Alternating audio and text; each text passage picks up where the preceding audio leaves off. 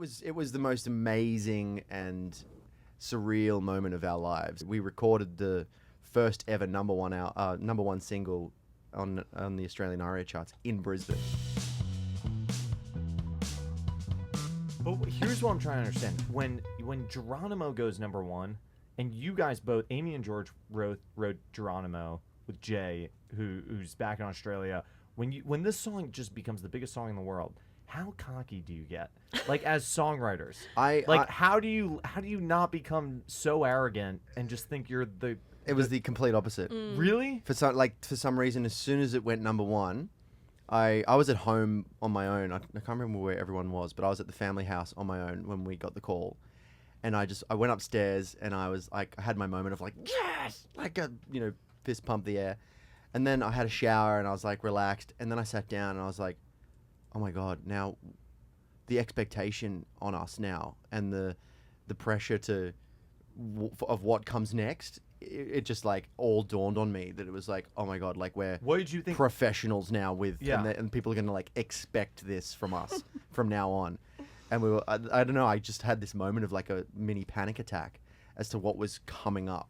And it was the most amazing and surreal moment of our lives. Like just knowing that an independent band, because it just didn't happen. It wasn't like this was a regular occurrence. We recorded the first ever number one single on the Australian ARIA charts in Brisbane. It was the first... or it was like the first independent single in like 10 years or something like that. More than that, yeah. And then we got the record for being the longest number one for an independent single. So it was 3 weeks in number one. And like the you can never be prepared for that. We were so young. We were so sort of like green. It was our second ever single that we'd released. And we didn't quite know. We didn't appreciate it as much at the time, I don't think, as we would have now. Because... it just opened so many doors and we were just all of a sudden whisked onto this like rocket that was just going up and up and up and up. And we were playing some of the biggest, TV shows. We did Ellen DeGeneres, Jimmy Fallon. We just found ourselves like right at the center of this spotlight of the world, on this global stage.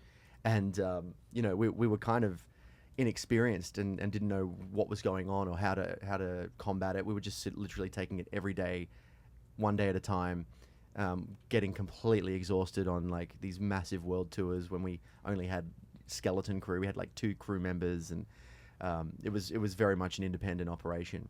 How would you have taken advantage of it, or just mentally you feel like you would have been in a different place if it was happening now, or how would you have treated it differently? Or you can't even think about that, but you said that you feel like you didn't. What did you say? You didn't appreciate it as much as you think you maybe would have now. Maybe because it just happened so fast. Yeah. It was kind of just like that feeling of a rocket ship taking off, and you just hold on. And I think if it was to happen again, I'd be a bit more enjoying the ride rather than like stressing out about it. And I guess also, like, we're dealing with labels coming at us, and we're dealing with like charts. I'm like, what chart is that? That's an American chart, but you just don't really know what it means. Yeah. And you're like, this would make me so cocky. I would love all of this. It's like you're already so cocky. I mean, this would enhance it. But I can imagine the pressure, right? Like.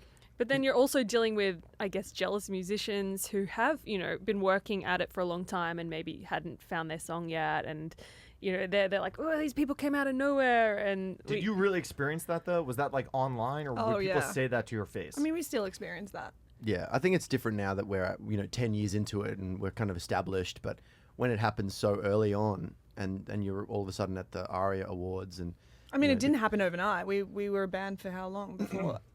Emma spent 3 weeks learning bass. Yeah, I mean, how much more do you... I mean, to be fair, we wrote Geronimo, fair and square. Yeah. We did it. No one else did it. No one did it for us. Why do you think it really pumped off? What was the catalyst for it? Was it social media, or like how did it really take off? No, because social media wasn't really that big of a thing back then. Instagram had just started, Spotify had just started, so I think we missed out on like a lot of streams because Spotify wasn't even a thing. Even a thing. iTunes was big. How do you think it caught fire? I think it was the right song at the right time. You know? But people still have to find it to listen to. I know, Like, and a lot of people think that you can buy success, but it's really, I always say, talent. It is stars aligning.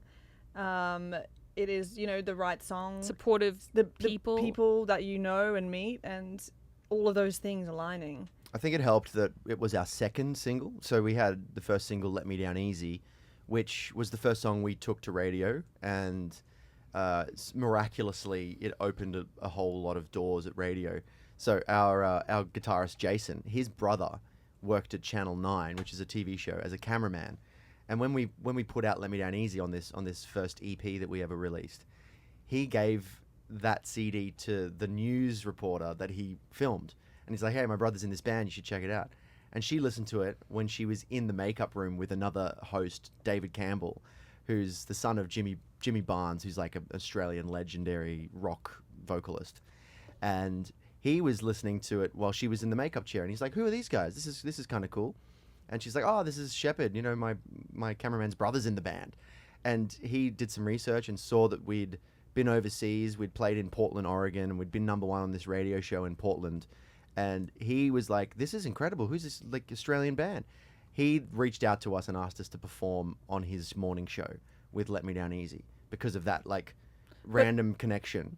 And then we played that show, and that very day we got added to radio all across the country with Let Me Down Easy, which opened the door for us. For that second single. And then Geronimo came and like just kicked down that But we door. will say, like, we haven't had it easy. We released Let Me Down Easy, and we couldn't get on radio in Australia. No one wanted to play it. And well, why would they? Because you guys were an unknown band. Yeah, even like government-funded radio stations wouldn't play us. So we were like, oh, well, the pop scene's not big in Australia. What are we going to do? And then we took it to college radio in America, and that's where it really took off, that song. It was number one on college radio in... It got to number one on I think it was KNRK in Portland. Yeah, so then we got invited to perform in Portland at a Christmas show. When are we touring in Portland? Do we have those dates coming up? I think it's coming up, There could be a huge untapped fan base in Portland. Yeah, and so we performed to a crowd of 2,000 people at this Christmas show. Are you serious? And they were all singing back Let Me Down Easy to us, and we were just in awe. And we were like, wow, this is incredible. And then we went back to Australia, and that's when all that stuff happened with David Campbell. And again, it's like also creating your own luck and like following the hype and like building on that hype, I think is really important. Lighting fires. Like nothing just happens. It's a lot of hard work. Yeah. So when you go into the writer room post this song blowing up, is every idea not good enough, or is every idea like a bad idea, or do you get into fights because you say no, that's not gonna be the next Geronimo, or what? Like, is that what do you have to get out of your head and out of your way? I remember you guys struggled a bit when you went to Stradbroke. Yeah, well, there was, because Geronimo was the last song that we wrote for the first album, and it was kind of like, we could have been saved for the first single on the second album type of thing, but it was so great, like it was so much fun. It was a really upbeat You knew it was thing. great. Did you know it was? Oh, we knew that we loved it. Yeah, like it was just like had this energy. It was infectious. And when we wanted started to keep playing it at shows, people people were responded. jumping. They would love it, and they'd be like, "Oh, what's that song?" Yeah. Yeah, there was definitely a good vibe about the song. So we decided to put it on like as the last addition to Bombs Away, and then it blew up, and we got whisked away on this worldwide tour for a year and a half, 2 years, and then because we're on tour, we didn't have time to go into the writing room and try to follow it up, and so by the time we'd finished the world tour, and the label's like, "What's next? What do you guys got?" And we're like, "Oh, we haven't even thought about it yet. You got It's like nothing. We haven't got anything yet." And they're like, "Well, time's ticking. You got to follow it up quickly." So we had this pressure from the label. We had this pressure from ourselves. We had all of this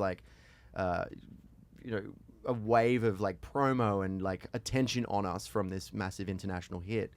And the three of us, Amy, Jay, and I, we kind of, we didn't implode, but we had like a bit of a tough time even starting the second album, trying to figure out what the sound of Sheppard is, where we're going to go, because the first album is kind of like quite eclectic in terms of the different styles and genres that we were sort of tapping into, and Geronimo was like its own like outlier. So we spent the whole like first part of the writing of the second album trying to emulate Geronimo and being like, all right, it's 142 BPM, it's 4 on the floor, it's got these like tribal vibes to it, let's go. And like, no surprise, it never worked. You can never just, like, Geronimo's written, it's done, it's its own thing. So you've got to sort of like wipe that and just start again, essentially. So what was the first song you wrote on the next album that you felt that made the album that you feel really good about? Was like the first song you really liked after Geronimo? It was Keep Me Crazy. Oh, that's my favorite song. Yeah, that was the first song that we wrote for the second album that we were like, this is fun. This is really fun. This is a fun tune. Yeah. And the label really liked it. And so we kind of went from there. How do you come up with that? Like, what is that? How did that song work out? It was that piano riff. It was. So you come up with that riff? Yeah, and I think there was somebody else threw out that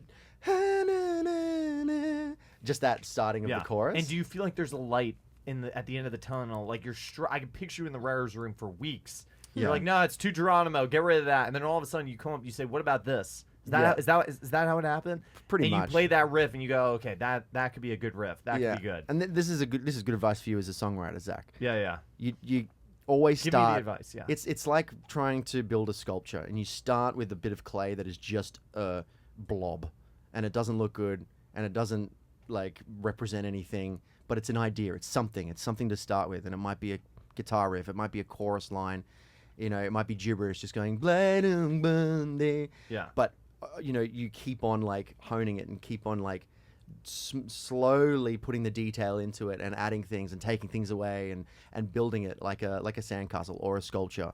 And that's kind of how Keep Me Crazy came about. You start with that piano riff, and then you add like a little chorus line onto it, and then you start to build the lyrics and the verse, and eventually it becomes this sculpture that you've created with your friends. That's great advice, because I'm trying to write a hit song, because Yeah. I want the money that comes with it. So so any advice